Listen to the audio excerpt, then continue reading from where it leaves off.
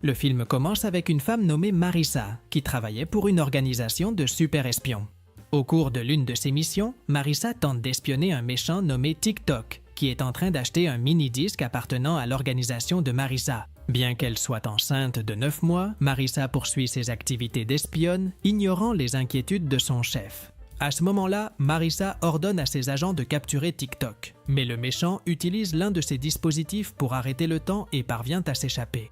Alors que TikTok s'en allait, Marissa essaie de le suivre, mais elle commence bientôt à ressentir les contractions de sa grossesse. Après que les contractions se sont arrêtées, Marissa monte dans un véhicule pour poursuivre le méchant et, en même temps, appelle son mari, Wilbur, qui est animateur d'une émission de télévision. Cependant, Wilbur ne sait pas que sa femme est une espionne et croit qu'elle travaille comme décoratrice. À ce moment-là, Marissa lui annonce que le bébé est sur le point de naître et lui demande d'aller à l'hôpital. Après avoir raccroché, Marissa arrive dans un bâtiment abandonné. Sur place, plusieurs sbires de TikTok apparaissent, mais grâce à sa grande habileté, Marissa parvient à tous les vaincre. Peu après, le chef de Marissa, nommé Danger, arrive avec ses agents et arrête TikTok. Ensuite, Danger insère le mini-disque dans un appareil qui active une vidéo montrant un ancien projet de l'organisation de super-espions. Ce projet s'appelait Armageddon et avait pour objectif de capturer une équipe capable de détruire le monde entier. Après la fin de la vidéo, le méchant est placé en détention et Marissa dit à son chef que c'était sa dernière mission, car elle souhaite se consacrer à sa famille. Pendant ce temps, Wilbur était à l'hôpital en attendant l'arrivée de Marissa, tandis que leurs enfants, Rebecca et Cécile, s'amusaient. Soudain, Marissa arrive enfin et en entrant dans une salle, elle donne naissance à une petite fille qu'il nomme Maria. Un an plus tard, Marissa, accompagnée de ses beaux enfants et de sa fille, prenait le petit déjeuner. À l'exception de Wilbur, qui était occupé avec son émission de télévision intitulée « Chasseur d'espions ». Peu après, Wilbur arrive et ses enfants lui demandent s'il a le temps de prendre le petit déjeuner avec eux. Wilbur répond que oui, mais en regardant sa montre, il remarque qu'étrangement, le temps passe très vite. Curieux, Wilbur observe les horloges de la maison et se rend compte que les minutes passent beaucoup trop rapidement. Soudain, Marissa apparaît, mais Wilbur lui dit qu'il doit partir, car il a une réunion importante au travail. Pendant ce temps, au sein de l'organisation des super-espions, Danger remarque également que le temps passe trop vite et annonce à ses employés que le projet Armageddon a commencé et qu'ils sont en train de manquer de temps. Plus tard dans la soirée, Wilbur rentre à la maison et Cécile lui demande s'il a déjà capturé un espion, mais il répond que non, ce qui déçoit le jeune garçon. Après cela, Wilbur salue Marissa, ce qui rend Rebecca jalouse et la pousse à aller dans sa chambre. Dans sa chambre, Rebecca confie à Cécile que leur père passe moins de temps avec eux depuis l'arrivée de Marissa. Et pour cette raison, elle se méfie d'elle, affirmant qu'elle ne semble pas être seulement une décoratrice. Finalement, Marissa entre dans la chambre de Rebecca et lui remet une photo de sa mère, ce qui émeut beaucoup la jeune fille. Marissa essaie de faire comprendre à Rebecca qu'elle ne veut pas prendre la place de sa mère, mais qu'elle aimerait qu'elles deviennent de grandes amies. De plus, Marissa lui dit qu'elle adore les blagues que fait Rebecca et se souvient de la fois où elle a remplacé le dentifrice de Wilbur par de la peinture bleue.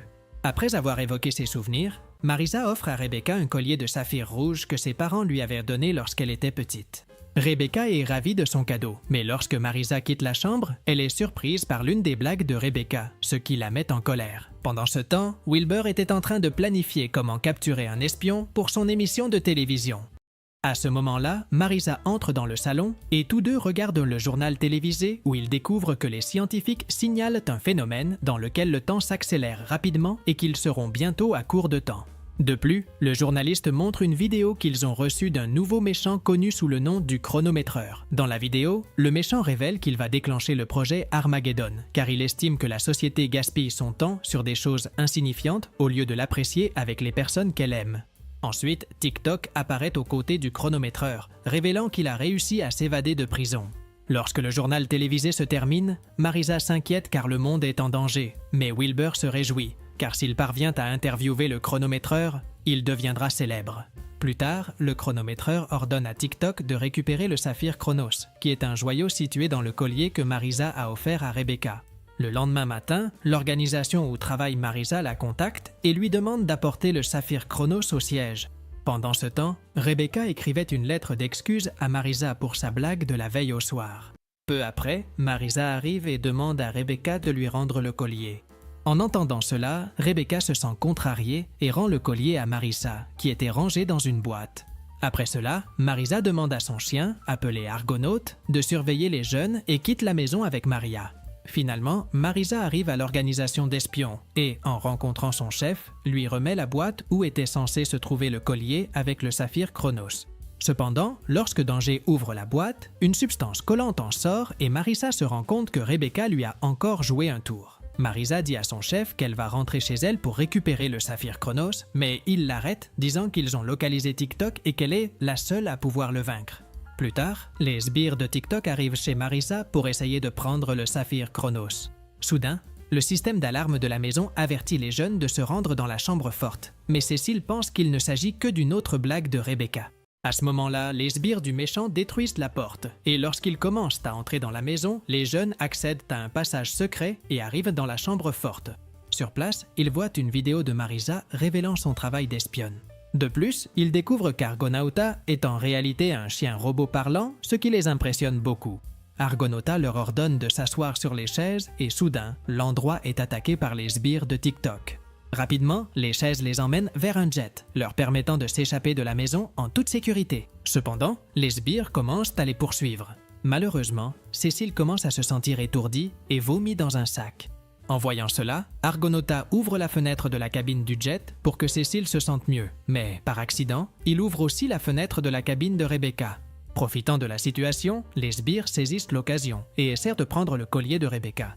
Pour l'empêcher, Cécile lance son sac de vomi dans les airs, qui finit par frapper l'un des sbires et lui fait perdre le contrôle. À la surprise des jeunes, d'autres sbires les poursuivaient encore, et Rebecca encourage Cécile à lancer les autres sacs de vomi contre eux. Heureusement, Cécile y parvient et, après que les sbires soient laissés derrière, les jeunes s'échappent. Peu de temps après, les jeunes sont emmenés à l'organisation d'espions et, à leur arrivée, ils sont accueillis par la nièce de Marisa, nommée Carmen. Carmen les fait visiter une salle où elle et son frère, nommé Juni, ont commencé leur carrière d'espion lorsqu'ils étaient plus jeunes. Sur place, les jeunes sont impressionnés par divers équipements, notamment des sacs à dos propulseurs et un petit aéronef.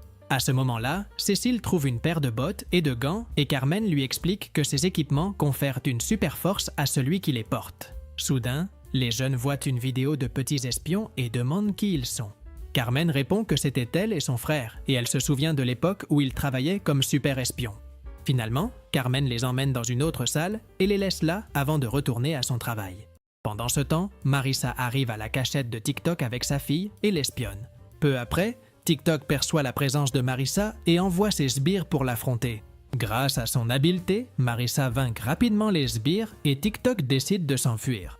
Pendant ce temps, Rebecca et Cécile prévoient de devenir des espions et essaient d'activer les dispositifs que Carmen leur a donnés. Cependant, les appareils ne fonctionnent pas. Mais malgré tout, les jeunes décident de partir à la recherche du chronométreur. Dès qu'ils sortent de la salle, les employés de l'organisation les aperçoivent et, pour ne pas se faire attraper, les jeunes commencent à courir. En utilisant les compétences d'Argonaute, les jeunes parviennent à semer les employés et s'échappent. Après cela, ils trouvent une salle où ils découvrent que d'autres espions ont tenté de localiser la cachette du chronométreur, mais n'y sont pas parvenus à cause d'un code qui n'avait pas été déchiffré. Grâce à son intelligence, Cécile découvre qu'il ne s'agissait pas d'un code, mais d'une anagramme, et, en la déchiffrant, elle parvient à trouver l'emplacement de la cachette du chronométreur, une boutique d'horlogerie. En apprenant cela, les jeunes quittent les lieux en utilisant un téléporteur et se dirigent vers la boutique d'horlogerie. À ce moment-là, Carmen appelle Marisa pour l'informer que les jeunes se sont échappés. Pendant ce temps, les jeunes découvrent une porte secrète dans la boutique qui mène à une salle et, pour pouvoir passer, ils doivent éviter plusieurs engrenages. Après avoir surmonté les engrenages, ils arrivent dans une nouvelle salle et trouvent une vidéo. La vidéo raconte une expérience appelée Wells. Pendant l'expérience, le dispositif Armageddon a figé un jeune homme dans le temps. De nombreuses années plus tard, le jeune homme a réussi à s'échapper avec l'aide d'un saphir Chronos. Grâce à cela, Rebecca comprend enfin que le saphir Chronos présent sur son collier est le seul élément capable de désactiver le dispositif Armageddon. Après cela, tous deux essaient de quitter les lieux, mais TikTok les trouve et les conduit devant le chronométreur. En arrivant sur place, le chronométreur insiste pour que Rebecca remette le collier, mais elle refuse et ils essaient de s'échapper, mais sont encerclés par les sbires du méchant. Heureusement, à ce moment-là, Marisa et Carmen arrivent sur place et se préparent à affronter le méchant et ses sbires. À cet instant, Marisa demande aux jeunes d'utiliser leur dispositif, mais ils répondent qu'ils ne fonctionnent pas.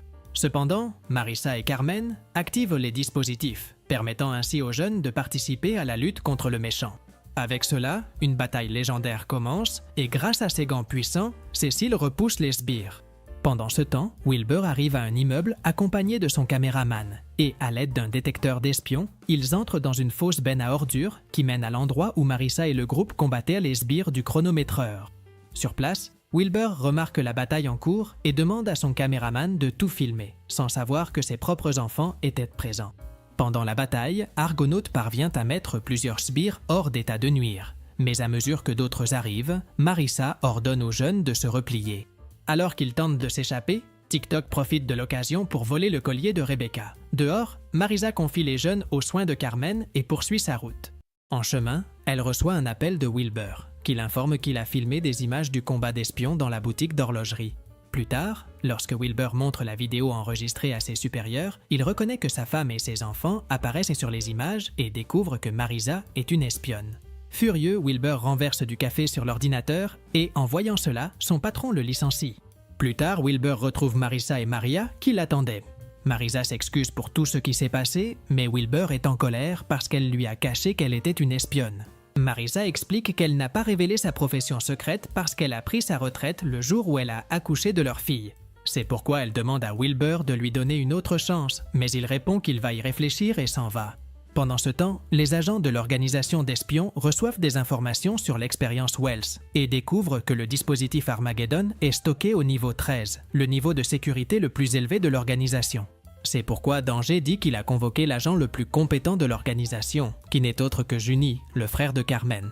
En le voyant, Carmen s'irrite, car il a disparu pendant 7 ans sans prévenir.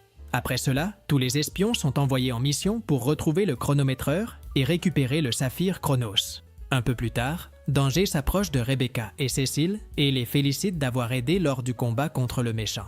Ensuite, Danger commence à partir, mais Rebecca remarque que sa montre ressemble à celle du chronométreur. De plus, Cécile se rend également compte que le nom de Danger est un anagramme et, en le déchiffrant, il découvre le mot Armageddon. En entendant cela, Danger ferme immédiatement la porte de la salle et révèle qu'il est le méchant chronométreur. Après cela, le méchant enferme les jeunes dans la salle et s'en va. Pendant ce temps, Marissa, Carmen et Juni se dirigent vers la boutique d'horlogerie. À ce moment-là, les jeunes appellent Marissa et l'informent que Danger est le chronométreur, mais Marissa pense que c'est une blague et raccroche. En entrant dans la boutique d'horlogerie, le groupe voit le chronométreur qui enlève son masque et révèle être Danger. Le méchant explique que le dispositif Armageddon se trouve à l'intérieur de l'organisation d'espions et que ses sbires sont en route pour le récupérer. Ensuite, Danger utilise les circuits des badges d'identification des espions pour les figer dans le temps. Cependant, Juni, dont le badge a été jeté à la poubelle par Carmen, n'est pas affecté. Grâce à cela, il contacte immédiatement Rebecca et Cécile et leur demande de l'aide pour contrecarrer les plans du méchant et récupérer le saphir Chronos. À ce moment-là, les jeunes activent le mode attaque d'Argonauta et le chien brise la porte de la salle avec facilité. Ensuite, les jeunes accèdent à la salle des équipements et se préparent à vaincre le méchant et ses sbires. Pendant ce temps, Juni retire les badges de Marissa et Carmen, ce qui les ramène à la normale. Après cela, ils parviennent à sortir de l'endroit, mais finissent par tomber dans des sabliers géants et se retrouvent piégés. De retour avec les jeunes, Cécile se retrouve entourée par les sbires des méchants, mais en utilisant ses puissants gants, il éteint les lumières de la pièce et les attaque, parvenant à les vaincre facilement. Rebecca s'approche de lui et suggère qu'il fasse semblant de se rendre aux sbires afin de pouvoir s'approcher de Danger. Soudain, TikTok et ses sbires apparaissent et capturent les jeunes. Pendant ce temps, Wilbur regardait la télévision lorsqu'il reçoit un appel d'Argonauta. Le chien robot informe que Rebecca et Cécile sont en danger et le motive à sauver ses enfants. De retour avec les jeunes, ceux-ci se retrouvent face à Danger et lui demandent pourquoi il fait tout cela pour détruire le monde. Danger explique que le dispositif de l'Armageddon n'a pas été créé pour détruire le monde ni pour arrêter le temps, mais pour le faire reculer. Le méchant révèle que son père était le créateur de l'expérience Wells et que c'est lui qui était le jeune resté figé dans le temps. C'est pourquoi son père a passé le reste de sa vie à essayer de le libérer, mais il n'y est jamais parvenu. Danger poursuit en racontant qu'un jour, un groupe de scientifiques a découvert le saphir Chronos, une substance issue d'une météorite puissante capable de le décongeler dans le temps. Lorsque Danger a été décongelé, il s'est rendu compte que tous ceux qu'il connaissait et aimait avaient déjà quitté ce monde.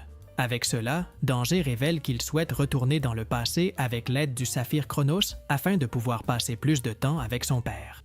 En entendant cela, Cécile dit à Danger que cela ne fonctionnera pas, car s'il voyage dans le temps, il ne pourra pas changer le passé. De plus, Cécile se rend compte que TikTok ainsi que les sbires sont en réalité différentes versions de Danger et que toutes les tentatives de Danger pour retourner dans le passé ont échoué.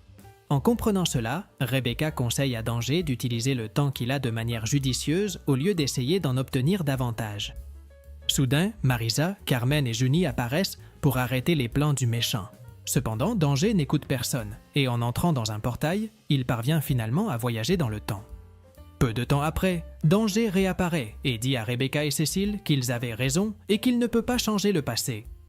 Danger raconte aussi que son père lui a donné un conseil. Il doit vivre en avançant vers l'avant et non en regardant en arrière. Après cela, Danger place le saphir Chronos dans le dispositif de l'Armageddon et fait en sorte que tout redevienne normal. À ce moment-là, TikTok tente d'intervenir, mais Wilbur, avec les agents de l'organisation, parvient à l'arrêter.